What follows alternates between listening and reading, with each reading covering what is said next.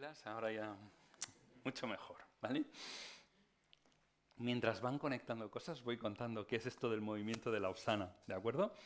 El movimiento de Lausana fue creado un poco antes de 1974, comenzó en 1968 y lo crearon dos personas muy importantes dentro de lo que es el mundo cristiano del siglo XX.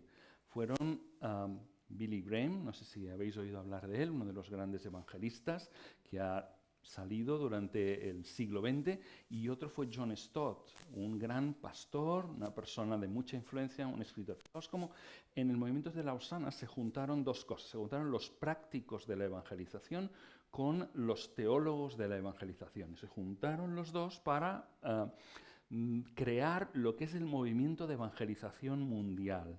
Entonces lo que tiene que ver es lo que quiere alcanzar el movimiento de Lausana es la evangelización del mundo. Esto es el propósito, unir todo lo que es la iglesia cristiana. Dicen que los encuentros de Lausana son los más representativos de la iglesia desde los primeros concilios de los 300 primeros años de la iglesia. Realmente solo se han celebrado 3 de esos encuentros, 1974 en Lausana, Suiza, 1989 en Manila, Filipinas, 2010 en Ciudad del Cabo, Sudáfrica.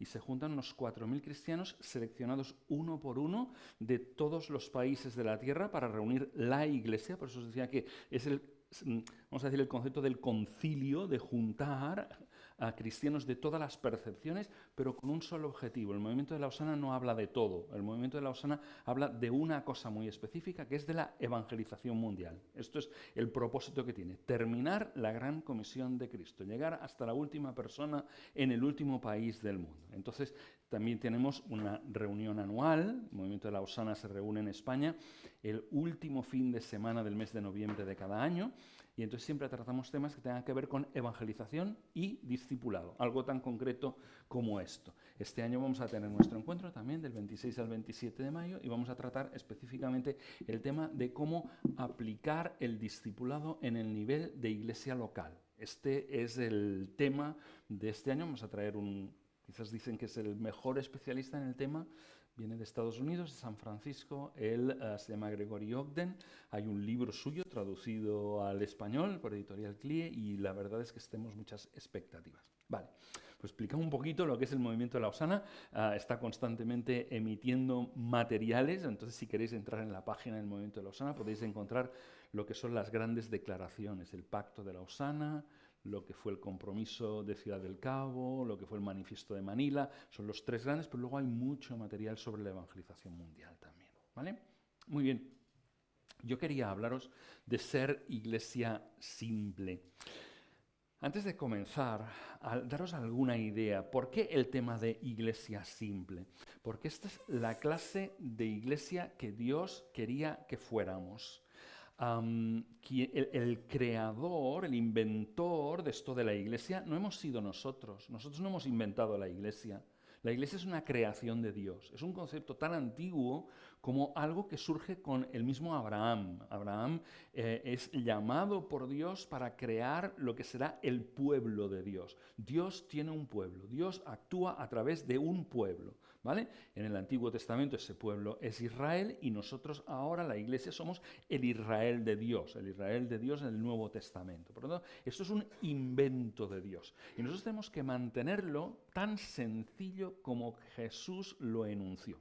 ¿Qué es lo que pasa? Que llevamos 2000 años de historia y en 2000 años de historia lo que nos ocurre es que nosotros vamos añadiendo cosas, vamos añadiendo complejidad a la iglesia y cada vez la iglesia va recorriendo un camino que se va alejando de este principio simple de ser iglesia.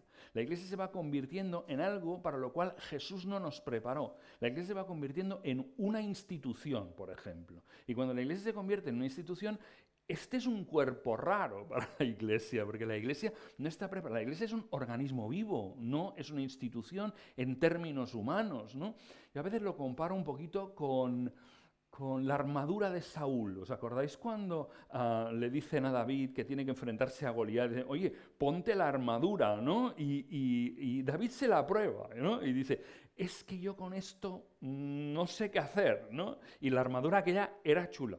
La armadura aquella era la mejor armadura de todo Israel. Es la armadura del rey. No había ninguna mejor que esta. Pero yo con esto no sé qué hacer. Y esto a veces representa que a veces le vamos añadiendo cosas a la iglesia que nos parecen buenas, que nos parecen muy interesantes, que nos parecen apropiadas para este momento. Y lo que ocurre es que vamos acumulando cosas encima de la iglesia. Alguien dijo que la iglesia pasó por Grecia y se convirtió en una filosofía. La Iglesia pasó por Roma y se convirtió en una institución. La Iglesia pasó por Estados Unidos y se convirtió en un negocio. El problema es este, que nosotros tenemos a veces que ver qué se le ha pegado a la Iglesia, qué se ha añadido a la Iglesia, que es esa armadura de Saúl con la cual nosotros no podemos movernos. Y al final lo que tenemos que hacer, a veces lo que tenemos que hacer no es preguntarnos qué tenemos que añadirle a la iglesia para que funcione, sino la pregunta muchas veces es qué tenemos que quitarle a la iglesia para que vuelva a ser la iglesia que Dios, que Jesús quería que fuéramos. ¿Os acordáis la definición de iglesia de Jesús? Porque la definición de iglesia de Jesús nos dice mucho acerca de la simplicidad. ¿Te acordáis? Dice, donde hay 2 o 3 reunidos en mi nombre, yo estoy en medio de ellos. ¿Qué de complicado tiene esto? Fijaos, ni nos pide números, ni nos pide... A veces nosotros decimos, no, para que una iglesia sea reconocida necesita 20 miembros, 50 miembros. Jesús dice, para tener una iglesia necesito 2 o 3, menos de 2 ya no forman iglesia, porque os recuerdo que la palabra iglesia viene de eclesia, y eclesia era una asamblea, ¿no?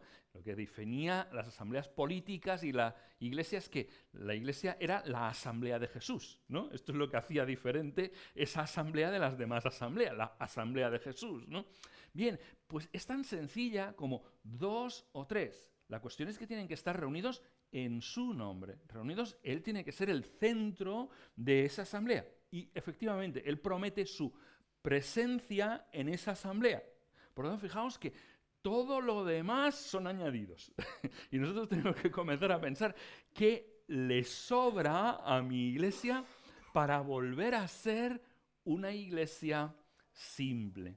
Tanto, 2 conceptos que os he lanzado aquí, ¿vale? La primera es que tenemos una iglesia que se ha ido complicando y que la Reforma ya dijo algo de esto. La Reforma dijo, Ecclesia semper reformanda, lo traduzco, la iglesia tiene que estar constantemente reformándose. Por lo tanto, no estamos trabajando un concepto raro, nuevo o extraño, estamos trabajando un concepto central de lo que es ser cristiano, ser evangélico, ¿eh? Tiene que ser que nosotros constantemente, no una vez en la vida, sino constantemente, vamos a un lugar fijo, no vamos a cualquier lugar, vamos a la palabra, ese es nuestro punto de referencia fijo, y nos vamos allí y nos medimos.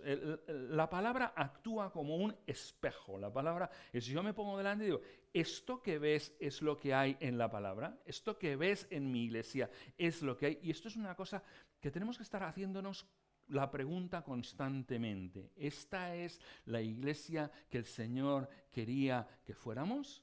¿Y dónde lo voy a preguntar? Lo voy a preguntar a las Escrituras. Y entonces lo pregunto y me miro y veo y digo, no, esto sobra, esto sobra, esto sobra.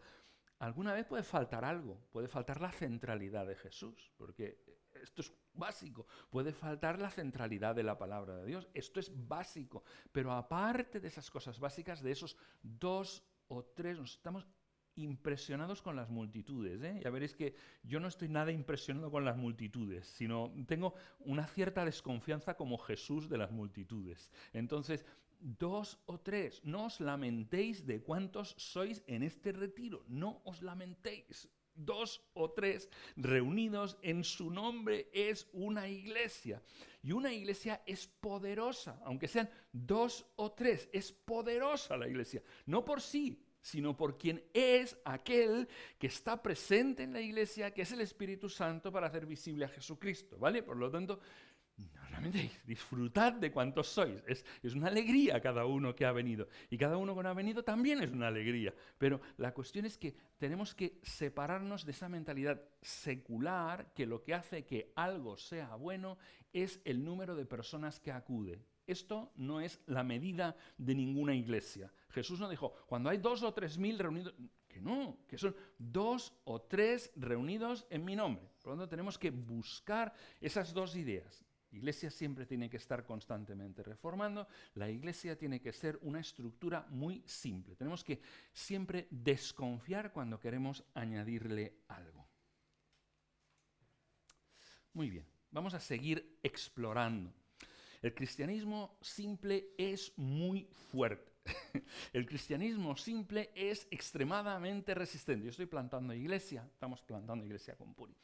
Y nosotros siempre recordamos algunas cosas, que es el Señor el que edificará la iglesia. Jesús dijo, yo edificaré mi iglesia. Y nosotros creemos en que esto es verdad. A su tiempo, como Él quiera, a su ritmo, con las personas que quiera. Yo no le digo quién tiene que estar en la iglesia, pero lo que sí es importante es esto, es decir, que volvamos a las convicciones de que realmente quien edifica la iglesia, quien hace y produce esto es el Señor. Por lo tanto, despreocupémonos de quién ha traído y cuándo los ha traído. Y busquemos simplemente ser ese organismo vivo que está pegado a Jesús, ¿vale? Muchas veces el Señor ha utilizado a la iglesia en los momentos de más debilidad. Cuanto más débil es la iglesia, más fuerte es la iglesia. Nosotros la miramos y yo miro y digo, si somos 20 nosotros, no somos más que esto, somos una plantación de iglesia pequeña, ¿no? Nosotros tenemos varias cosas que nos hacen pequeños. En primer lugar, una cosa que nos hace pequeños, ¿sabéis lo que es? Es que no cogemos cristianos que vienen de otras iglesias. No decimos que nadie tiene que hacerlo. Nosotros decimos que a nosotros el Señor nos da la visión de no coger cristianos que vengan de otras iglesias. Todos los que tienen que estar ahí tienen que ser porque equipo de plantadores más personas convertidas. Porque si no nos enfocamos en las personas no creyentes, vamos a tener que pastorear los problemas de las otras iglesias que están a nuestro alrededor. Y el Señor no nos envió a nosotros a pastorear los problemas de las iglesias que hay alrededor. Entonces cada uno tiene que pastorear lo suyo. Entonces, claro, la iglesia crece lentamente, crece con los que se van convirtiendo lentamente, pero la iglesia, gracias al Señor, va creciendo. Tanto pensado un poco en esto. En una iglesia que es simple, una iglesia que va perdiendo elementos que le sobran a la iglesia, se constituye sobre aquellas cosas básicas. La iglesia primitiva, y hablo de la primera, de la iglesia de Jerusalén, es una iglesia que crece por expansión natural, que crece, y fijaos que incluso crece, el momento de mayor crecimiento es cuando son perseguidos. Todos ellos estaban en Jerusalén, ¿lo recordáis? Pero en el capítulo 8, como ellos no querían salir de Jerusalén, y el Señor quería que saliesen porque les había dicho, me seréis testigos en Jerusalén, en Judea, en Samaria y a lo último de la tierra. Entonces, como ellos no salían para ir a buscar todos esos lados, lo que hace el Señor es mandar una persecución.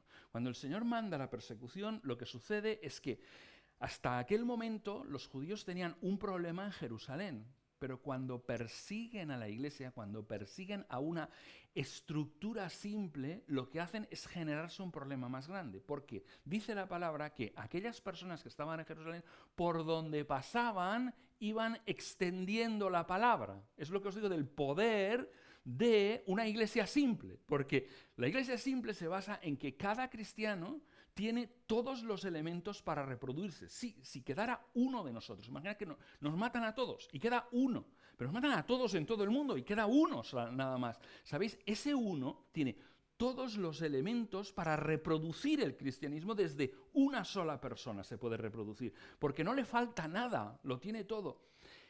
La experiencia cristiana hace que el Espíritu Santo no lo tengan unos pocos. El Espíritu Santo no lo tienen unos cuantos en la jerarquía ahí arriba, sino que el Espíritu Santo es la herramienta más democrática que existe, porque Cada persona, cada cristiano, cada persona reunida con Jesús tiene el Espíritu Santo. Y teniendo el Espíritu Santo tiene todo el poder para reconstruir el pueblo desde un solo elemento. Y esto es lo que ocurre cuando ellos persiguen a la iglesia. Cuando tú persigues una estructura simple, cuando tú persigues una estructura descentralizada, tú la haces fuerte. Os recuerdo el tema de la araña y la estrella de mar, ¿vale? La araña es una estructura centralizada, ¿vale? Le arrancas una patita y sigue andando. Le arrancas la segunda patita y sigue andando. Pero, ¿sabes una cosa? Si la chafas por el centro, se acabó la araña, ¿vale? ¿Por qué? Porque es una estructura centralizada. En cambio, la iglesia es una estructura descentralizada. Es como una estrella de mar. La estrella de mar tú la coges, la partes en 5 trozos, cada una de sus patas, y las tiras al mar. Y lo que sucede es que tienes 5 estrellas de mar, ¿de acuerdo? Porque en la inteligencia, la vida está en cada uno de los miembros y no en el centro. El Señor Jesús estructuró la iglesia de esta manera. La inteligencia no está en el centro, la inteligencia está en cada uno de los miembros. El Espíritu Santo ha sido repartido en cada uno de los miembros de manera que cada uno de nosotros tiene el poder de reconstruir la iglesia en cualquier sitio. Por eso, atacando a la iglesia, te piensas que te la vas a cargar y lo que sucede es que se multiplica por todas partes. Tienes un problema en todas partes. Esto no solo ocurría en el tiempo de la iglesia primitiva. 1948 en China. En 1948 en China ocurrió una cosa, que es que había 2,5 millones de cristianos, número máximo, no había más. Este es el límite, hay varios números barajándose por ahí, pero no más de 2,5 millones, ninguno da más. Entonces entra Mao Zedong, la revolución china, y lo que hace, ¿qué es? Cierra todas las iglesias, destruye todas las copias de las escrituras que encuentra, mata a todos los pastores, cierra todos los seminarios, encarcela a todos los líderes de segundo o tercer nivel. Y tú vas y dices, se ha acabado el cristianismo en China. 1948, 1958, 1968, van pasando decenios y no tenemos ninguna noticia de lo que ocurre en China. Pero a principios de los 80 comenzamos a escuchar que hay cristianos por todas partes en China, por todas partes. Había millones y millones y millones. A comienzos de los 80 había por lo menos 14 millones de creyentes en China. Hoy en día se calcula que hay unos 90 millones de creyentes por el número bajo, ¿entendéis? O sea, tú cuando atacas una estructura simple, por eso se hablaba del poder de las estructuras simples, del poder de la iglesia simple. Una iglesia la dejas sin nada, sin pastores, la dejas sin Biblias, la dejas sin seminarios, la dejas sin nada, y tiene todo para reproducirse. Atacas una estructura simple, ¿entiendes? Y tienes iglesias, ahora ya no tienes iglesias solo en Shanghái, en Pekín, ahora las tienes por todas partes, de forma que tú no tienes medio de acabar con ellas, porque están en todos los sitios ya. ¿Entendéis? Este es el poder de las estructuras simples. Dejadme que os ponga una peli cortita, solo es el tráiler de la peli. Espero que os queden ganas de verla después de ver el tráiler. Me voy a pedir si nos la puede poner.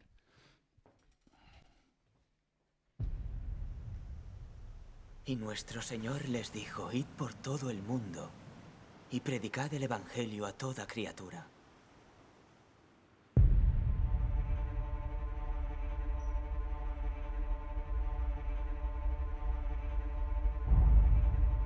Hemos perdido a Ferreira. Maldijo a Dios en público y renunció a su fe. Eso no es posible. El padre Ferreira arriesgó su vida para extender nuestra fe por Japón. Tengo la sensación de que nuestra misión es más urgente que nunca. Debemos encontrar al padre Ferreira. ¿Es algo que los dos deseáis hacer? Sí. Entonces debo confiar en que esto es obra de Dios. En cuanto pongáis un pie en ese país, os expondréis a grandes peligros.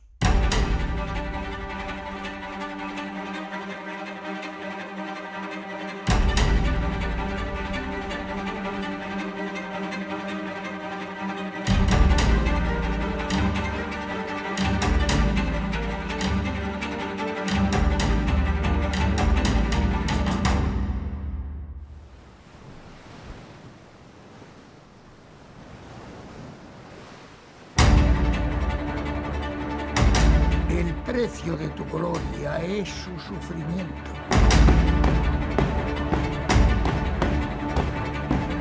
Es demasiado peligroso. Solicitamos esta misión.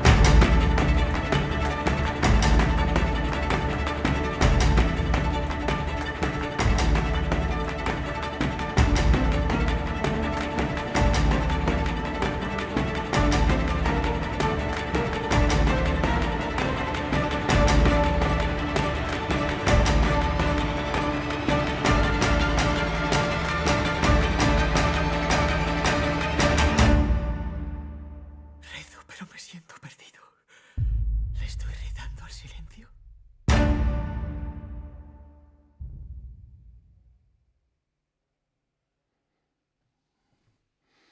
La película es muy buena. Está muy bien. Os cuento un poco, no os cuento el final, claro, si no, ya me diréis de qué vais a ver vosotros, os cuento el final. Pero os cuento de qué tiene que ver. La película tiene que ver del siglo XVII en Japón. En el siglo XVII en Japón decide cerrarse porque han estado comerciantes de muchas partes del mundo y ellos se han empobrecido mientras que los comerciantes han ganado. Y se cierra. Para cerrarse a los comerciantes de Holanda, de España, de Portugal, de Gran Bretaña, y todo esto hace una cosa, es cerrar todos los puertos, de manera que controlan muy bien quién entra y qué es lo que entra, pero también ven como uno de los poderes que está cambiando el país, el cristianismo. Y entonces deciden erradicar completamente el cristianismo de Japón. Y la persecución es brutal, la persecución. Y sobre todo, claro, aquí habéis visto jesuitas, ya habéis visto, en fin, habéis visto toda una parafernalia, pero lo mejor de la película, ¿sabéis? Que es que retrata esa iglesia simple. Gente que no tiene nada, que no saben leer ni escribir, que no tienen ninguna cultura, que son personas que, y sin embargo, solos, desprovistos, sin pastores, sin nada, siguen siendo fieles al Señor. Verlo es una película nada más. Esto está sucediendo a día de hoy también. Esto está pasando en el día de hoy. Es la historia real del cristianismo en tantos países. Ver cómo el cristianismo desprendido de todas las estructuras es poderosísimo, es fuertísimo, es increíblemente resistente el cristianismo. Y claro, esto es sorprendente. ¿Cómo es posible? A veces nosotros mismos nos decimos como iglesia, ostras, qué débil es lo que estamos haciendo, qué frágil es aparente y humanamente lo que estamos haciendo plantando iglesia aquí. Y sin embargo, resiste.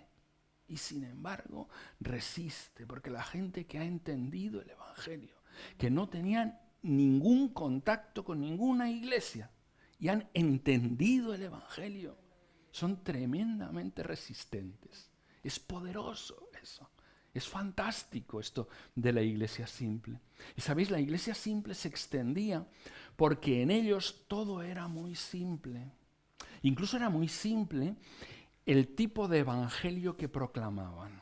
El evangelio era tan sencillo como estornudar. Era algo que se iba transmitiendo como el virus del coronavirus.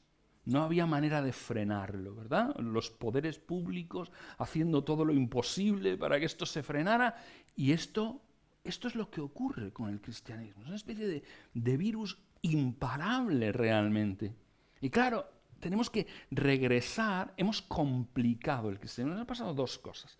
Lo hemos complicado y lo hemos reducido. Hemos complicado y reducido a Dios.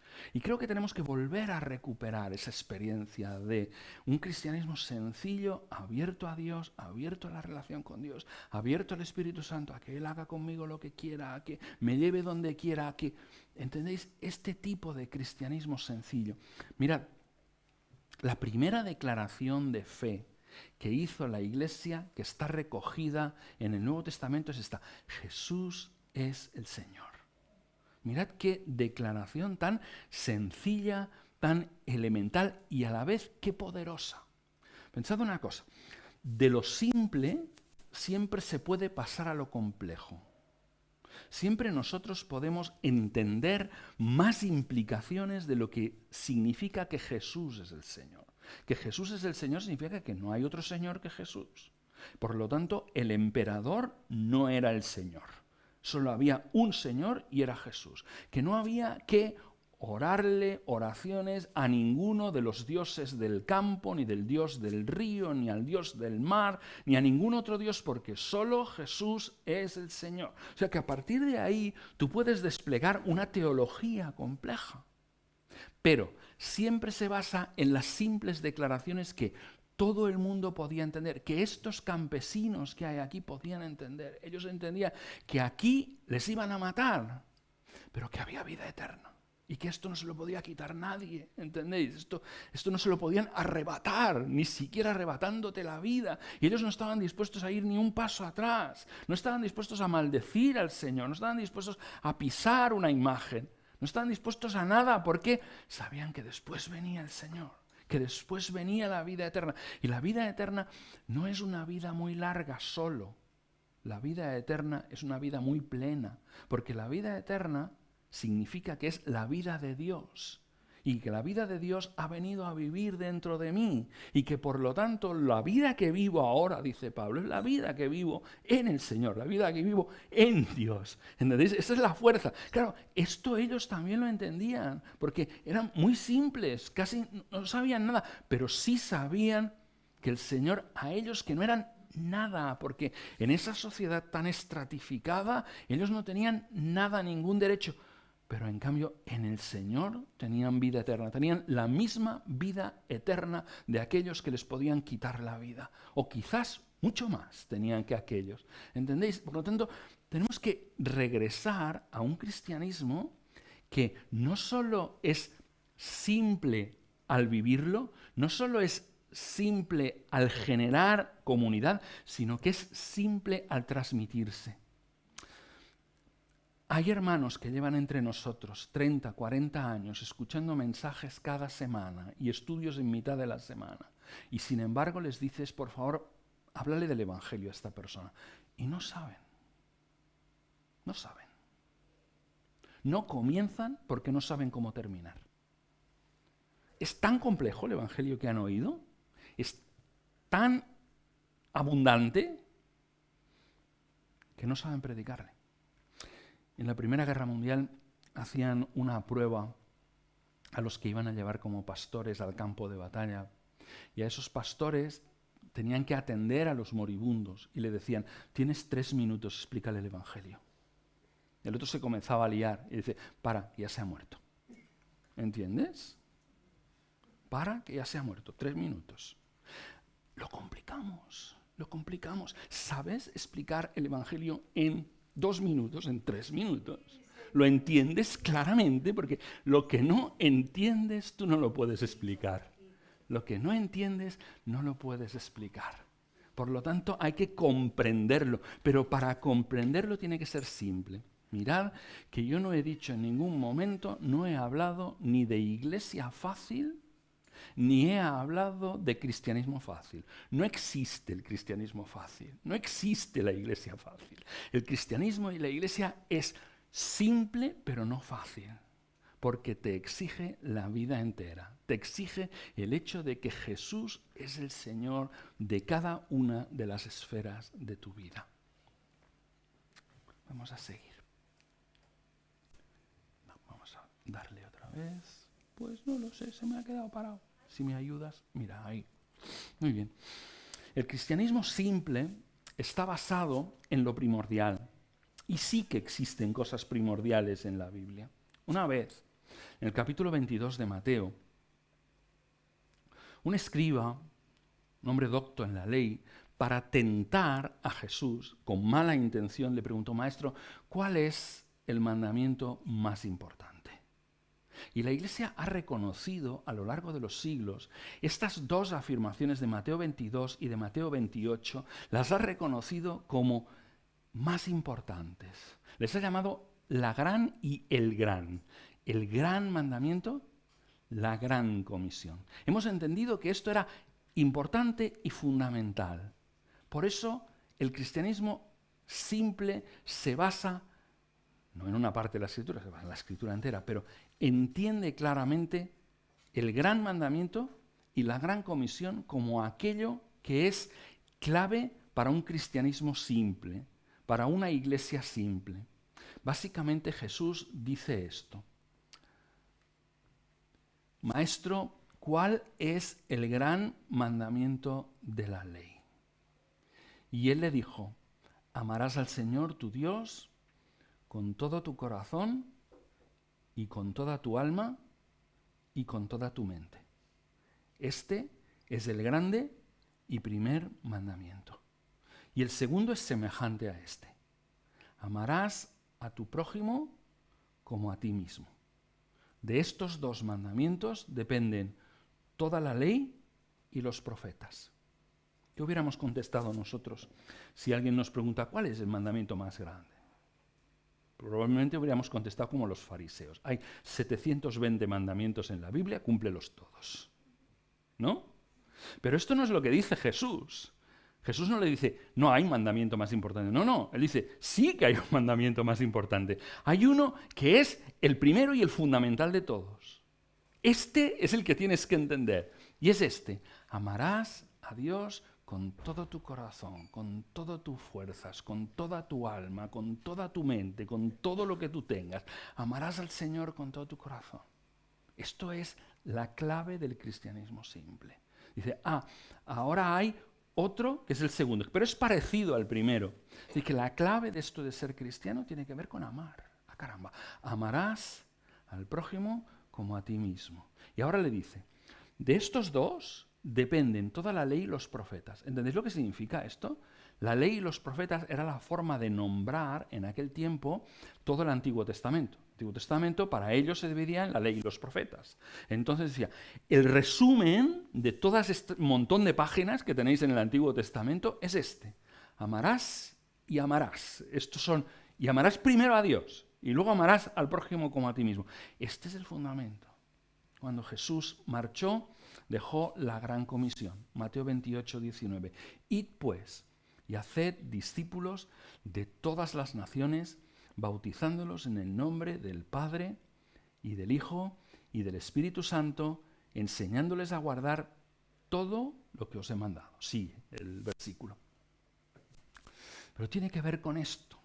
Vamos a ver un poquito más de qué es eso de ser un cristiano simple. Vale, está bien, así en oscuro. Mirad, esto es una estructura simple. La estructura simple lo que nos está diciendo es que tiene poder, tiene validez. Es el polígono más pequeño que existe, el triángulo. Con dos no formas un polígono, necesitas tres por lo menos. Y esto es muy importante, porque vamos a poner qué significa esto de cristianismo simple en una base. Mirad, significa, en primer lugar, amar a Dios. Esta es la primera de las cuestiones. El primer mandamiento es esto. Y lo que nos está diciendo es que el cristianismo tiene que ver con relaciones. Nosotros fuimos creados por Dios para entrar en una relación más antigua que existía, que es la relación que el Padre, el Hijo y el Espíritu Santo tenían por la eternidad. Esa relación eterna que entre ellos tenía era una relación de amor. Y nosotros somos creados a la imagen y a la semejanza de Dios para entrar en esa relación de amor que el Padre, el Hijo y el Espíritu Santo tienen. Por eso hemos sido hechos a imagen y semejanza de Dios, para poder entrar en esa relación del Padre, el Hijo y el Espíritu Santo. Y por lo tanto, nuestro objetivo es amar a Dios, fijaos, no dice con el corazón, sino dice con todo tu corazón, con toda tu alma, con todas tus fuerzas, con toda tu mente. Es decir, que hay un énfasis en la exclusividad del amor, en no repartir el amor entre varios frentes, sino que hay un solo frente donde el amor tiene que estar centrado, y ese amor tiene que estar centrado solo en Dios. El riesgo de todo el Antiguo Testamento que estáis leyendo, es una cosa, es Dios contra los ídolos. El ídolo es el intento humano de reducir a Dios, de hacer un Dios pequeño a quien yo pueda controlar. Nuestro Dios es un Dios demasiado grande para ser controlado, un Dios que no se deja controlar, un Dios que siempre es más grande que lo que tú piensas. No sé cuán grande es en el Dios que tú piensas, pero es más grande que lo que tú piensas, es más amoroso. es más poderoso, es más sabio, es más todo lo que tú quieras. Es muchísimo más de lo que un hombre puede entender. El ídolo no, el ídolo está hecho a mi medida, el ídolo está hecho para que me sirva a mí, el ídolo está hecho, yo hago una creación, cojo, un ídolo es una cosa buena que Dios ha creado y que me la ha dado, y la cual yo la cojo y la convierto en una cosa última, la convierto en una cosa para la cual yo tengo que vivir para ella, para el ídolo tengo que vivir, pero a la vez le puedo manipular. El ídolo es pequeño y al ídolo le puedo hacer lo que yo quiera con él, ¿no? Entramos en una relación de intercambio. ¿Sabéis cómo algunas personas que entran en una relación con intercambio con Dios, si yo hago esto, tú harás esto, yo hago una penitencia y tú por lo tanto haces esto? Es un intento constantemente, el Antiguo Testamento, de manipular a Dios. Por lo tanto, el ídolo es fácilmente manipulable. En cambio, el Dios eterno no es manipulable. Porque tú no tienes nada en tu bolsillo, ni en tu cuenta corriente, ni en ningún lugar, ni en ninguna pertenencia que Dios necesite. Porque Él es el dueño del universo. No tienes con qué chantajear a Dios. No hay con qué. Gente que dice, es que yo haré, no tienes con qué castigar a Dios, tampoco, porque hay gente que deja de ir a la iglesia para castigar a Dios, o para castigar a los pastores, no sé para qué lo hace, pero realmente tiene el problema ¿no? De que piensa que en lugar de haber creído en un Dios, ha creído en un ídolo, y piensa que lo puede utilizar, que lo puede manipular, que lo puede hacer para sus conveniencias. Amarás a Dios con todo tu corazón, con toda tu ánimo, tu alma, con todas tus fuerzas, con todo lo que tú eres, con todo lo que tú tienes. Este es el primer y el gran mandamiento. Entender esto es brutal. Entender que todo tiene que ver, no con los sacrificios, tiene que ver con amar, tiene que ver con relacionar, con entrar en la relación para la cual nosotros fuimos creados, entrar en el shalom de Dios. El shalom de Dios, esa paz, tiene que ver no con falta de conflicto, sino con relaciones correctas. Y el principio había relaciones correctas entre el ser humano y Dios. Fijaos, ese es el primer mandamiento. El segundo es parecido. ¿Por qué dice que es parecido? Porque también tiene que ver con amar. Es decir, que nosotros estamos hechos para una cosa, estamos hechos para amar, ¿vale? Esto es para lo cual nosotros fuimos creados. El que no entiende esto, no entiende. El que no entiende esto no puede entender la Iglesia, porque la Iglesia no se construye por estatutos, ni se constituye por... Que esto no es lo que hace una iglesia, ni porque tiene un edificio, sino que la iglesia esencialmente es algo que se constituye por gente que se aman los unos a los otros. Este es el cemento de la iglesia. La iglesia está constituida por gente que se aman íntimamente. Amarás a Dios, amarás al prójimo. Tú solo puedes amar al prójimo cuando amas a Dios en primer lugar. Porque si tú no amas a Dios en primer lugar, el que está en el centro de tu vida eres tú. Y si tú estás en el centro, tú no puedes amar a nadie más. Tú te amas a ti y ya está. Este es el problema. El problema de nuestra sociedad es que son gente autorreferenciales que se aman a sí mismos. Este es el problema con el que luchamos todos los días. El Señor dijo, para que los que viven, esto está en 2 Corintios, para que los que viven ya no vivan para sí, sino para aquel que murió y resucitó por ellos. Esa es la diferencia de ser cristiano, que ya no vives para ti, sino que vives para el Señor. Y una persona que vive el Señor se nota aquí porque es una persona que vive para los demás. Alguien dijo que los cristianos somos el tercero. En esta vida, tú solo puedes ser o el primero o el tercero. Si tú aún eres el primero, entonces los demás no ocuparán el segundo lugar. Tú eres el primero. Da igual, nadie está puesto en ningún lugar. Tú eres el primero. Si has creído en Jesús, tú eres el tercero, porque Dios está en el primero, los demás están en el segundo y tú estás el tercero. Esta es la cuestión. Nosotros tenemos que aprender eso, de que solo amas a los demás cuando amas a Dios en primer lugar. Entonces te has quitado tú del medio y Dios puede estar trayéndote a los demás. Finalmente, una tercera cosa que hace un cristiano, que hace una iglesia, es hacer discípulos. Hemos sido enviados a estas tres cosas: amar a Dios, amar a los demás, hacer discípulos. De esto os iré hablando durante estos días. No voy a hacer mucho énfasis ahora porque os iré hablando de esto en estos días. Hacer discípulos, cuando una iglesia, cuando una comunidad, cuando una persona ama a Dios por encima de todo, ama a los demás, hace discípulos, pasa una cosa, que es que Jesús se hace visible. Y esa iglesia se convierte en un movimiento de Jesús. La iglesia durante determinados momentos en la historia ha sido un movimiento de Jesús. La gente necesita ver a Jesús para convertirse. Y la iglesia es un lugar que quiere representar a Jesús, que quiere mostrar a Jesús. ¿Os acordáis de aquellos griegos que van a ver a Andrés y le dicen, Señor, queremos ver a Jesús? Esto es el intento de los seres humanos. Pero el problema es que muchas veces la iglesia no está representando correctamente a Jesús, no deja visibilizar correctamente a Jesús. Cuando Dios no es el primero, cuando los demás no son antes que yo, cuando no estamos haciendo discípulos. Y esto es una rueda, ¿eh? Los discípulos son aquellos que aman a Dios, que aman a los demás, que hacen discípulos. Esto es una rueda que es constante. Es la dinámica de la iglesia, es reproducir constantemente, una vez tras otra, esta dinámica de amar a Dios, amar a los demás, hacer discípulos. Y así constantemente la iglesia se convierte en un movimiento de Jesús. ¿Qué le está pasando a nuestra iglesia en el siglo XX, en el siglo XXI? ¿Qué le está pasando a nuestra iglesia? De alguna manera está teniendo un eclipse de Dios. Conservad la palabra. Es creativa la palabra. Cuando hay un eclipse de sol, al sol no le ha sucedido nada.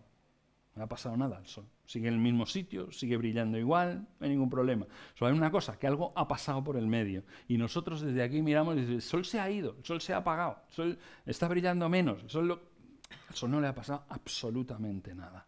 Nuestra generación tiene el mismo problema, tiene un problema de eclipse de Dios. Ha pasado un objeto por el medio, nuestra gente no puede ver a Dios. Porque muchas veces los que tendrían que hacer visible a Dios no son un movimiento de Jesús, no le están haciendo visible. Pero a Dios no le ha pasado nada. Nadie tiene la capacidad de hacer que le pase algo a Dios. Por lo tanto, pensadlo un poquito, esto de representar. Uno de los problemas es que la iglesia ha quedado encerrada en una caja.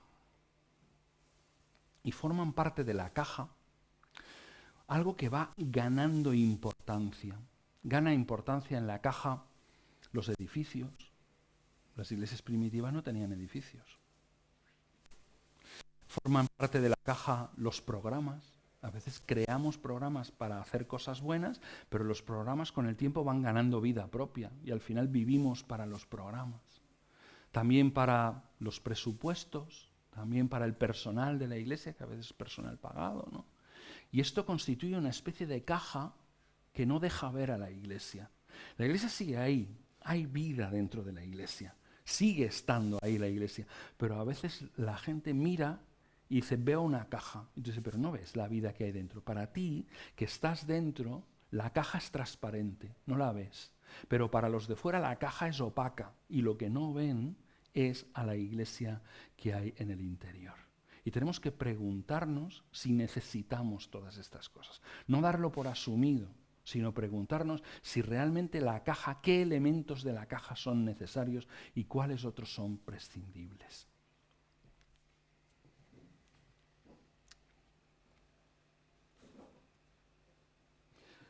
Vamos a ver si consigo que pase.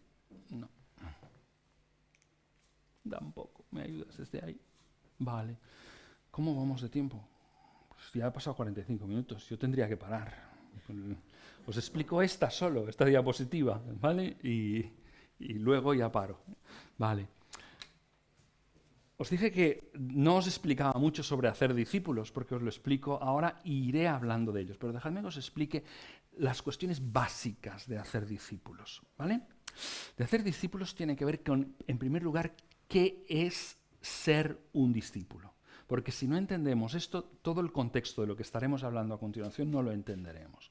Un discípulo es, o el discipulado, el proceso de hacer discípulos, es un proceso.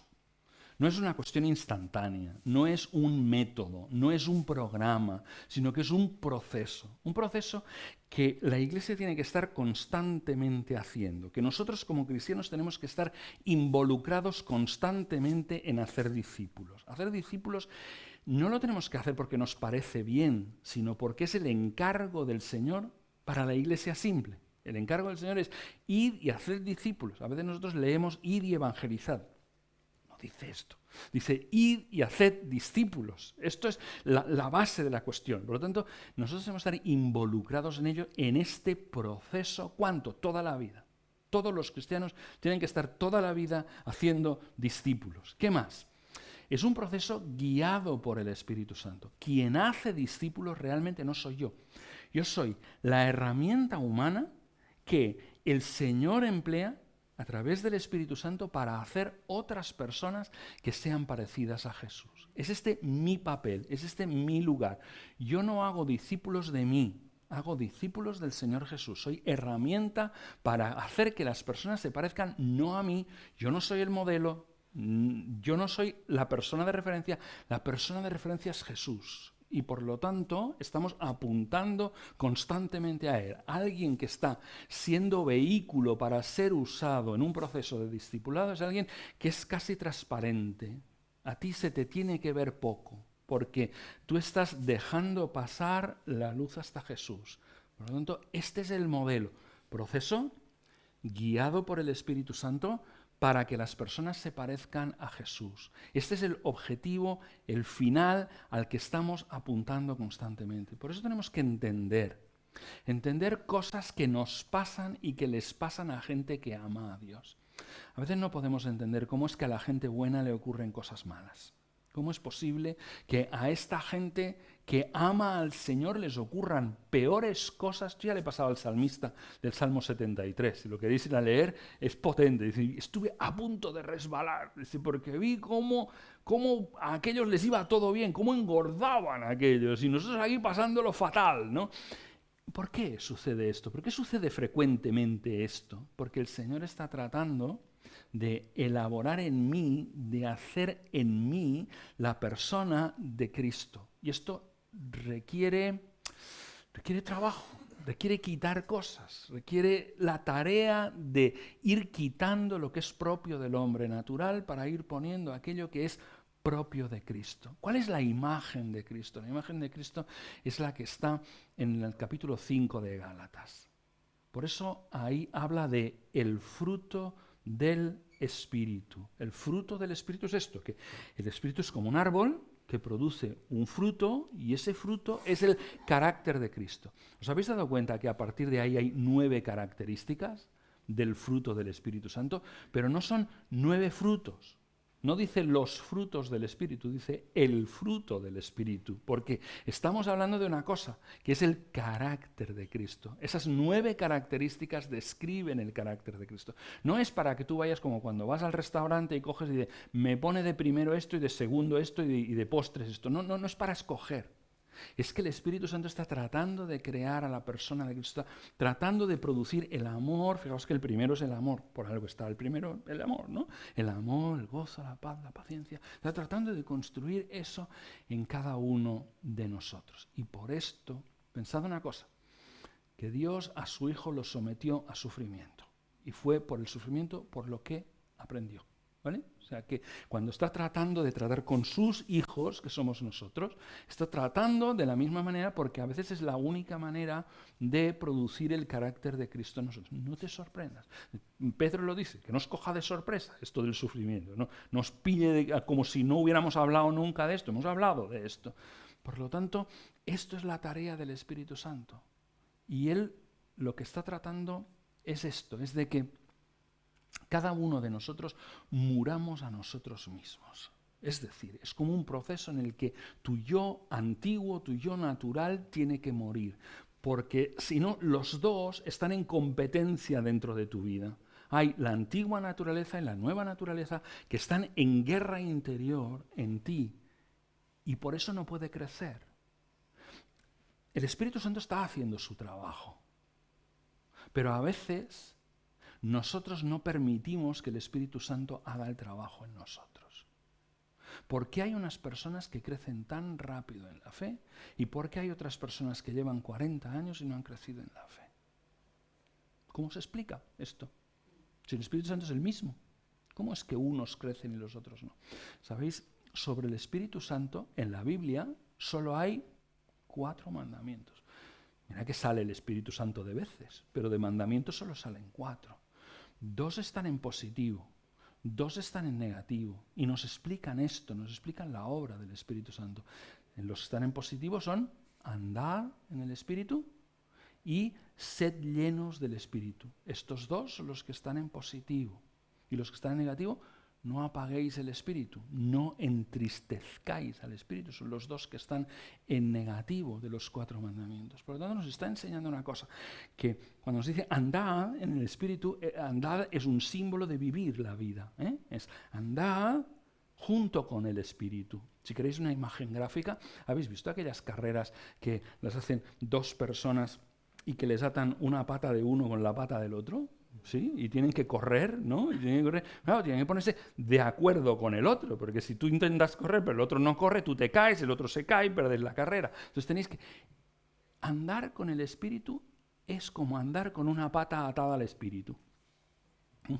Intentas correr, pero tienes que sincronizar tu pata con el avance del Espíritu. El Espíritu a veces va más rápido, a veces se para. El Espíritu es como el viento, nadie sabe cómo funciona. Esto es así, funciona, es libre totalmente, es dueño, es soberano, ¿no? Hace como quiere y cuando quiere. Andad con el Espíritu. También dice, sed llenos del Espíritu. Y nosotros a veces resistimos al Espíritu y por eso no crecemos. Por lo tanto, permitirle al Espíritu que Él haga en nosotros lo que Él quiere hacer.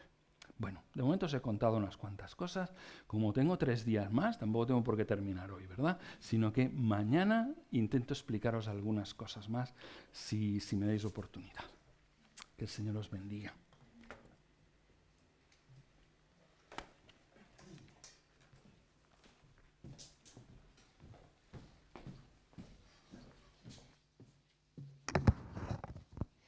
Gracias, Jaume. Bueno, la verdad es que es normal ver que apetece seguir, estar escuchando, ¿no? Cómo nos explicas lo que es la vivencia en el Espíritu. Bueno, deciros que ¿alguna pregunta o alguna aportación? ¿Sí? ¿Tienes el micrófono? Vale. Por si alguien quiere... ¿Tenéis alguna pregunta? Algo que no haya quedado claro.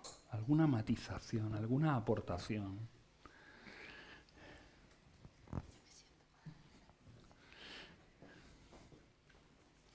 mí me gustó mucho la vez escuchar una simbología de ser lleno del Espíritu, comparándolo como barquitos de vela. De que el Espíritu es ese aire que llena la vela y es verdad que a veces necesitamos pues eso, ¿no? Permitir que nuestras velas estén dispuestas para que cuando el Espíritu sople con fuerza y nos mueva y nos empuje en la dirección que Él quiere. Amén. Qué chulo, qué bonito. En plan negativo, que también es importante, sabéis que hay 2 mandamientos positivos y 2 negativos. Pues en plan negativo, mandamientos así. A veces la plenitud del Espíritu Santo tiene que ver, o la circulación, sabéis que en la Biblia, en el Evangelio de Juan, compara al Espíritu Santo con un río, ¿no? Dice, de vuestro interior correrán ríos de agua viva, y esto lo decía del Espíritu Santo que había de estar en ellos, ¿no? Vale. El Espíritu Santo es como un río. El río sigue circulando, pero a veces en nuestras vidas lo que sucede es que lo que es más contrario al Espíritu Santo, es la falta de santidad, ¿vale? Esto es lo más contrario que existe. Y la falta de santidad a veces es como troncos, ¿no? Cae un tronco en el río. El río sigue circulando. Cae otro tronco en el río, cae otro tronco en el río, cae otro tronco en el río, hasta que al final solo corre por ese río un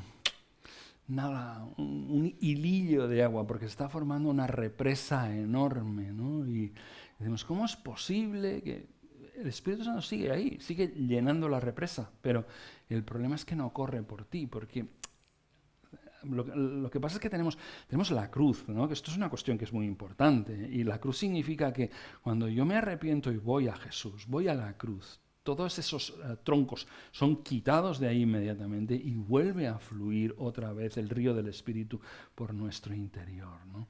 Por lo tanto, hay un gran problema que es el pecado, pero hay una mayor solución aún, que es la sangre de Jesús, ¿no? Y es una cosa que tenemos que tener en mente, de no permitir que entre nosotros cunda el desánimo, porque no hay motivo para cundir el desánimo, la solución es mucho más grande. John Newton, compositor, ¿no?, de música y teólogo, él decía, yo soy un gran pecador, pero él es un gran salvador. Y esto es una cosa que hay que recordar, que yo soy un gran pecador, pero él es más salvador que lo que yo soy pecador. Entonces, esto es una cuestión muy importante. ¿Alguna cosa más?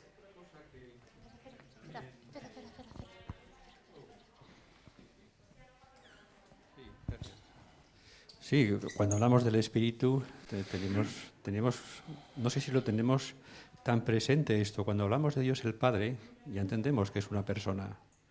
Cuando hablamos de Dios el Hijo, no tenemos duda. Pero a veces con este lenguaje que la Biblia usa, sé llenos del Espíritu, parece que el Espíritu se tenga así a porciones, ¿no? A veces el lenguaje que usa la Escritura acerca del Espíritu produce en nosotros quizá que no tengamos la plena convicción, o no sé cómo llamarle, de que es Dios, el Santo Espíritu, la persona que forma parte de la Trinidad, ¿no? Que no es la tercera, eso lo dice la teología, es la persona que forma la Trinidad. Es una persona, es Dios en nosotros. Efectivamente. Es más que una fuerza, claro, por supuesto, ¿no? Es más que el lenguaje que usa la Escritura, ¿no? De ser llenos, parece que determinamos nosotros que el grado de llenura, ¿no? Pues no.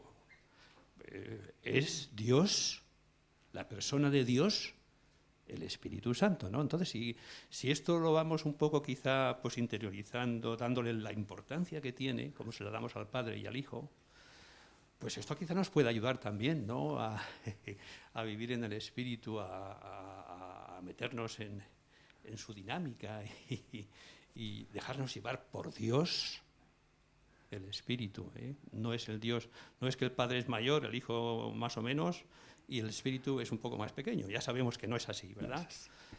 Pero bueno, ahí vamos pensando un poco. Gracias, es verdad. También utilizamos como en ese sentido personal la expresión no entristezcáis al Espíritu, porque solo se puede entristecer a una persona, ¿verdad?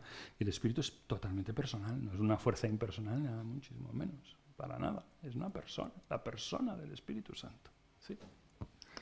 Bueno, a mí algo que me ayudó en cuanto a eso fue una vez Pablo, predicando, dijo el otro Cristo, no, es el otro Cristo, el Espíritu Santo, refiriéndose al otro Cristo que...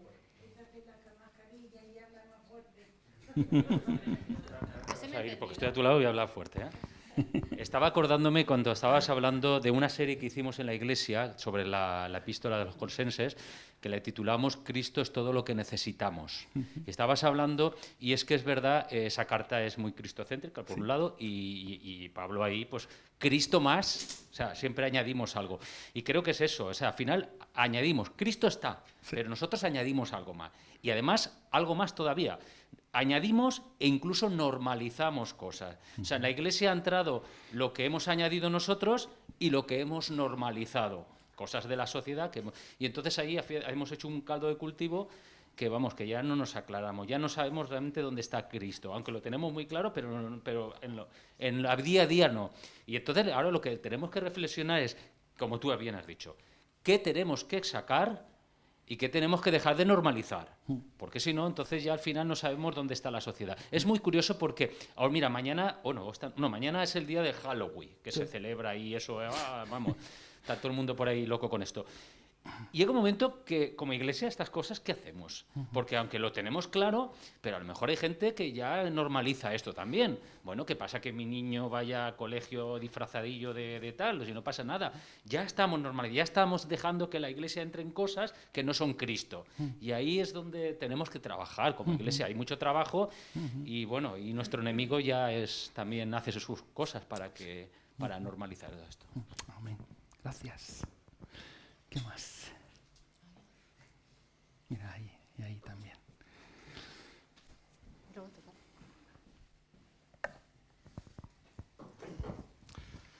Pues pensando en ser iglesia simple, yo conocí el Evangelio a principios de los 80, llevo ya casi unos 40 años prácticamente, y nuestros mayores nos contaban, y nos cuentan de vez en cuando, pues los avatares que tenían y los problemas que tenían en aquellos años 50, 60, 70, en aquel régimen que la iglesia era pues perseguida, era molestada, la iglesia casi era clandestina, la iglesia pues funcionaba en las casas y a veces la iglesia iba creciendo en la misma vecindad, en la misma finca, en el mismo edificio, y cuando hacían las reuniones llevaban las sillas de su propia casa para hacer la reunión y todo esto.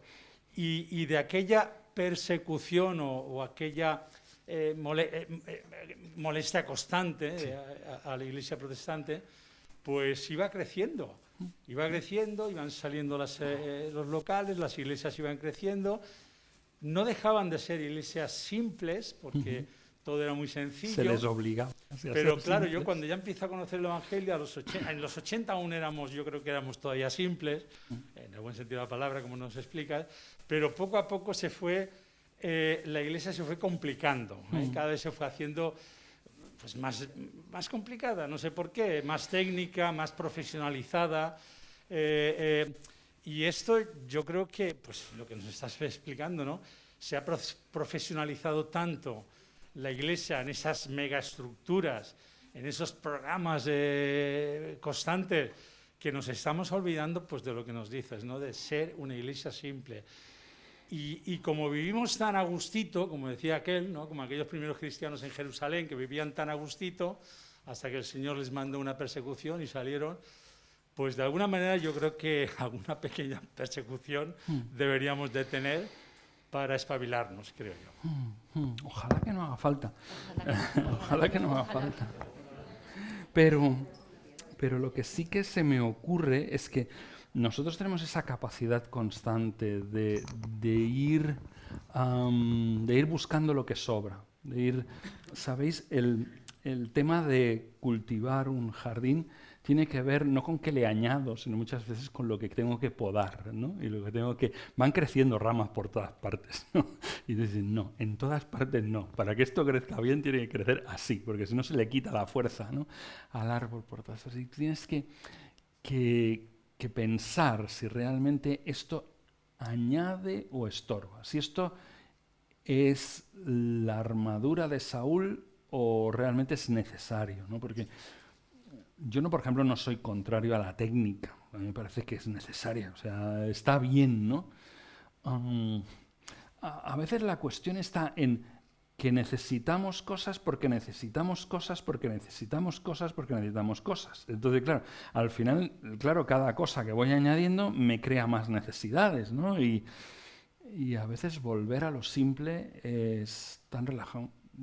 Yo fui pastor durante 12 años de una congregación de unos 80 miembros, una cosa así, ¿no? Y os aseguro que a veces salía muy preocupado los domingos de la iglesia, muy preocupado. Había tantas cosas que cuidar, se me hacía cuesta arriba cuidar la iglesia. Era demasiado complejo. Por eso cuando hemos comenzado ahora un proyecto de plantación de iglesia, haciendo las cosas muy simples. ¿Sabéis? En Estados Unidos, como un 40 y algo % de los pastores tienen fantasías de por lo menos dejarlo. Hemos creado un monstruo que es muy difícil de manejar, ¿no? Y no son iglesias como las del siglo I. Hemos generado unas estructuras demasiado grandes y luego tenemos problemas para todo. Por ejemplo, tenemos problemas para proveer liderazgo. Porque en una estructura simple, en una casa donde se reúnen 8 o 10 personas, el liderazgo puede ser muy sencillo. Es decir, lo que se necesita, un buen padre de familia. Buen padre de familia, ¿vale?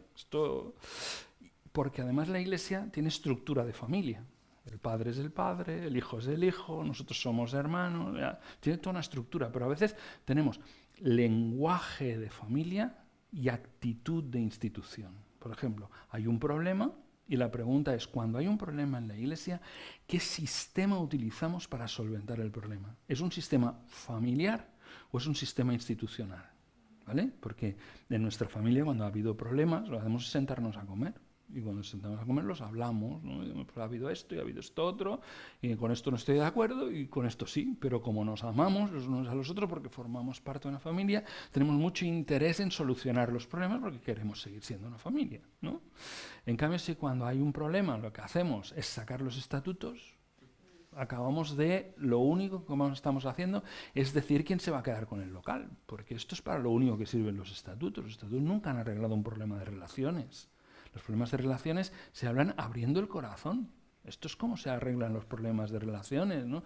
Entonces, ¿cómo podemos estar teniendo problemas que no tienen solución fácil porque hemos creado otro tipo de cuerpo que no estaba previsto para ser en el Nuevo Testamento? Entonces, este nuevo cuerpo tiene nuevos problemas y nosotros no encontramos soluciones fáciles para estos problemas. Bueno, fáciles no hay nunca soluciones, pero no encontramos soluciones por lo menos que nos lleven al resultado que queremos. Por lo tanto, yo diría de mantener las cosas simples, ¿no? Para poder proveer liderazgo, para poder proveer cuidado pastoral, para poder proveer un montón de cosas que hoy en día a veces se nos hacen difíciles porque la estructura es demasiado compleja.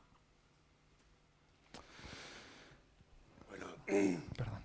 Cuando yo empecé a leer la Biblia, la palabra, me di cuenta lo simple que era. Que uno sin cultura podía entenderla y uno con carrera también. Me di cuenta. Y yo creo que el Señor Jesús era el más simple de todos. Me acuerdo cuando le enseñaron a quién debemos dar tributo, a César o a Dios. Enséñame en el moneda, ¿qué cara es esta? La de César. Pues dale a César lo que sea, Dios simple completamente. O aquel joven rico que su niñez cumplía todo. Bien hace, pero una cosa te falta. Vende todo lo que tiene y dáselo a los pobres. Más simple no puede ser Jesús. Es que es simplemente, lo entendemos. Fácil no, porque fácil no es venderlo. No, fácil, no. Simple sí. O sea, ¿te ha quedado claro lo que es? Sí me ha quedado claro. ¿Es fácil de hacer? No, no es fácil de hacer. Pero me ha quedado claro, ¿no? Que Jesús simplemente era simple. Sí. Entonces leen las escrituras y las entendemos todos. Uno con más cultura, otro con menos, la entiende todo. Vale. Gracias. Mira, hay una conexión entre lo que tú estás hablando. Justo veníamos en el coche con Santi y me hizo una pregunta de dónde yo venía. Yo soy de Ecuador, sí. Y yo le dije, bueno, yo me congregaba, mi padre era pastor, sí. Ya falleció, y me congregaba en una iglesia que tenía una capacidad, no recuerdo si de 2.000 o 4.000 personas. Que en los Estados Unidos hay una competencia muy grande de quién tiene la iglesia con mayor capacidad. Y entonces estoy haciendo una comparación entre lo que tú dices y este sentido de estar acá, ¿no? Y tienes mucha razón, porque ya luego empieza a contar los números de la cantidad de miembros y mientras más, mucho mejor, porque luego yo decía, mira, el presupuesto para una iglesia de 10.000 miembros debe ser de millones de dólares que obviamente te van dando. Yo me sentía, antes de esta conversación, me sentía en una iglesia que decía, wow, porque era uno de los que más ofrendaba a las asambleas, porque sigue haciendo eso. Entonces, y lo que tú dices, muy sencillo, que lo vivo acá, que ya nos olvidamos.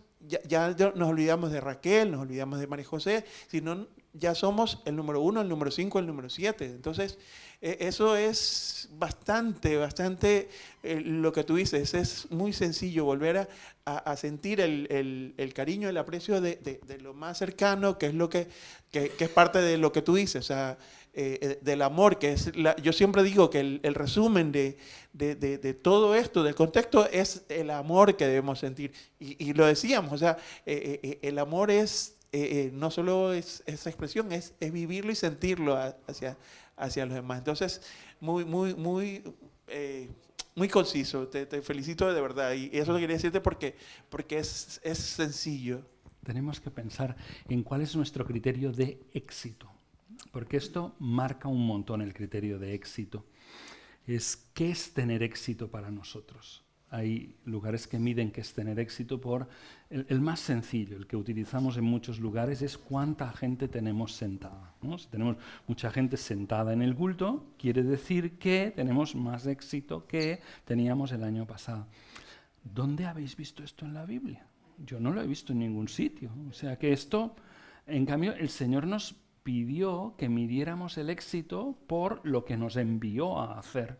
Y lo que nos envió a hacer es hacer discípulos. Es decir, este año las personas que están en nuestra congregación se parecen más a Jesús que el año pasado. Esto es la pregunta clave para saber si estoy teniendo éxito o no.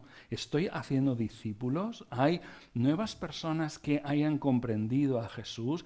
¿Estamos realmente tocando a personas con la misericordia de Jesús en esta ciudad? O sea, hay maneras de medir el discipulado, es decir, el mal está siendo contraatacado por la Iglesia. ¿Estamos realmente enfrentándonos al mal en esta ciudad? Esto son preguntas que se hacen los discípulos, ¿no? Por lo tanto, pero eso de contar a la gente sentada es peligrosísimo, porque todos queremos tener éxito. Y si comenzamos una conversación entre pastores, ¿cuántos pastores? ¿Cuánta gente tienes tú sentada? Yo tengo tanta. ¿Y tú cuántas tienes? Tengo tanta. Y tengo tantos metros cuadrados. Esto es diabólico. Esto es diabólico. No hagáis caso. No hagáis caso. No entréis en esta dinámica de medir las cosas de una manera que no es como lo mide Jesús, porque todos queremos tener éxito. El problema es ¿qué es éxito? Esta es la pregunta que hay que hacerse siempre. ¿Qué es éxito? ¿Cómo se mide el éxito? ¿No? Entonces, tengamos éxito en la manera que el Señor Jesús nos enseñó a tener éxito. Éxito se mide en fidelidad, éxito se mide en hacer discípulos, éxito se mide en amar al Señor, éxito se mide en amar a los demás. Esas son las maneras, esto es lo que el Señor nos envió a hacer. ¿Estamos haciéndolo? Así es éxito. Este año lo hacemos más que el año pasado. Esto hemos mejorado, hemos crecido como iglesia, ¿no? ¿Sí? Bueno, con lo que acaba de decir me dejó claro, porque eso quería preguntarle. Porque si yo leo Hechos, me dice el Señor añadía lo que habrían de ser salvos. En la primera conversión fueron más de 3,000, así. Yo miro que la iglesia comienza a repartir. Dijeron los apóstoles, no nos podemos estar descuidando las cosas del Señor por cuidar las cosas. Entonces comienzan a delegar. Bien. Entonces cuando ellos comienzan a delegar, entonces hay un equilibrio en todo. Yo miro que hay predicadores, hay profetas, hay ancianos, hay diáconos y todo ello. Cuando la iglesia es perseguida, entonces los discípulos que ya habían sido formados por los grandes líderes, ¿verdad? Entonces ya venían, ellos iban a todas partes, el mandamiento que dejó el Señor Jesús, ir por todo el mundo y hacer discípulos. Pero cuando yo lo escuché decir una iglesia simple, y yo me quedé pensativa, pero si no hay más miembros, entonces, ¿en qué consiste? Porque la evangelización es eso, que la iglesia vaya creciendo, no importa en qué sitio yo esté, digamos, porque yo soy una portavoz de las buenas nuevas de salvación. Pero para ser esa portavoz, yo tengo que ser diferente, tengo que ser hija. Entonces, al momento de ser hija, entonces puedo trasladar eso a los demás. Pero si yo miro que en mi iglesia siempre hay el mismo número, entonces yo sentiría que estoy más en un club que, bueno, sí, yo lo sentiría así, en un club donde todos somos conocidos, pero que ya no hay más miembros, porque el Espíritu Santo, yo lo siento así, tiene que redarguir de pecado y darnos esa promesa bonita de que hay una patria celestial esperándonos. Pero al momento que usted ahorita lo entabló y dijo de ser discípulos y de llevar y todo eso, pues me queda más claro, porque yo decía, sí, la simpleza está en que somos hijos, sabemos que venimos acá, que nuestra herencia no está acá, porque al momento de la competencia que están hablando es porque nos materializamos. Decimos, somos cristianos y estamos bien y somos hijos por lo material. Cuando Jesucristo aquí nos enseñó el mero hecho de la humildad. Y entonces, si estamos anhelando el cielo, ¿por qué queremos todo lo de la tierra? Vale, cojo algunos elementos, ¿vale? A ver si con algunos de ellos sobre el tema de llevar el Evangelio a otras personas. Eso es parte de ser discípulos y es parte de serlo y de hacerlo. Entonces, nosotros estamos aquí en la tierra para ser y hacer discípulos. Esto es nuestro objetivo, ¿no? Amamos a Dios, amamos a los demás, hacemos discípulos. Esto es un constante, ¿vale? Y estos discípulos que hacemos aman al Señor, aman a los demás y hacen nuevos discípulos. Y así constantemente esto es una cadena. Nosotros somos los instrumentos. Nosotros no somos los protagonistas. Y esto es una cosa que también es importante. Lo digo por obsesionarse con los números. Vamos a ponerle dos cosas importantes, dos ejemplos. Yo soy el lápiz que el Señor va a usar cuando quiera dibujar algo. Mi deber es tener punta, para que el día cuando el Señor quiera dibujar algo, ¿sabes lo fastidio que es cuando coges un lápiz y no tiene punta? Fastidio, ¿no? En la caja de herramientas yo soy una llave inglesa, ¿vale? Yo no soy el que utiliza la llave inglesa, soy la llave inglesa. Cuando el Señor quiere, viene y coge, ¿vale? Esto es importante para entender que nosotros no somos los protagonistas de la misión, no somos los protagonistas de la evangelización del discipulado, sino somos las herramientas de la evangelización y del discipulado. Por lo tanto, ¿puedo hacer yo crecer el número de miembros de mi iglesia? La respuesta es no tengo ninguna posibilidad.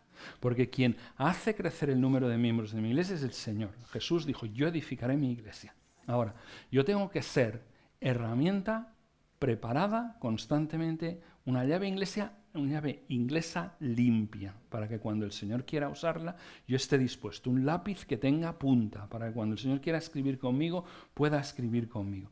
Decías cuando comenzabas que el Espíritu iba añadiendo cada día aquellos que habían de ser salvos. Esta es la cuestión.